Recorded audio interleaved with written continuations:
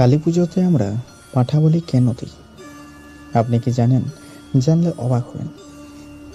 কালী পুজোতে পাঁঠা বলি দেওয়া এটা আমাদের হিন্দু ধর্মের একটা প্রাচীন প্রথা, যা বিশেষ করে বাংলার কিছু অঞ্চলে প্রচলিত।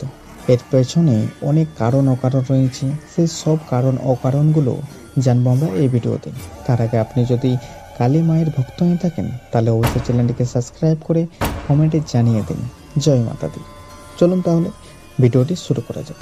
কালী পুজোতে আমরা পাঁঠা বলি দেবো, আবার মাংস খাবো, এটা যদি ভাবছেন আপনি তাহলে ভুল ভাবছেন। আসলে তা নয়। তান্ত্রিকদের মতে কালী দেবী ক্রোধ, শক্তিশালী ও ধ্বংসের প্রতীক।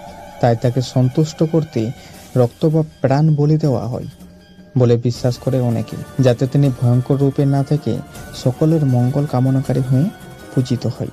আবার অনেক পণ্ডিত বা গুরুজন বিশ্বাস করেন পাঁঠা বলির মাধ্যমে মানুষের ভিতরে পাপ, অহংকার, লালসা ও হিংসার বলি দেওয়া হয়। তখন আমরা মনে করি পশুটির মধ্যেও মানসিক দোষগুলির প্রতীক। পুরাণদের মধ্যে দেবী দুর্গা ও কালী রাক্ষসদের বিনাশ করতে অভিভূত হয়েছিল। সেই রাক্ষস বিনাশের প্রতীক হিসাবে বলি দেওয়া হয় বলে অনেকেই বিশ্বাস করেন। কিন্তু কিছু অঞ্চলে এটা পারিবারিক বা গ্রামের ঐতিহ্যের অংশ। পাঁঠা বলি দেওয়ার পরে সেটাকে প্রসাদ হিসাবে বিতরণ করা হয়, যাতে গ্রামীণ এলাকায় দুর্ঘটনাযোগ্য কারণ না হয়ে থাকে। তবে আজকের দিনে অনেক মন্দির বা উপাসকগণ পশু বলি বন্ধ করে প্রতীকী বলি বা ফলমূল দিয়ে কালী পুজো করে থাকেন।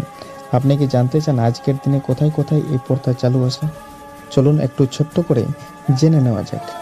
বাংলার বিভিন্ন অঞ্চলে কালী পুজোতে পাঁঠা বলি দেওয়ার প্রথা আজও চালু আছে।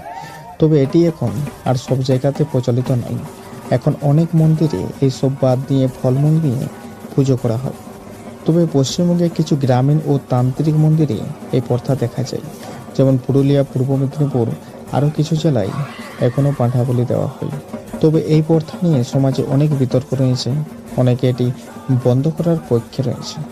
আপনি কি চান এই প্রথা বন্ধ হোক বা এমনিতে চলতে থাকুক?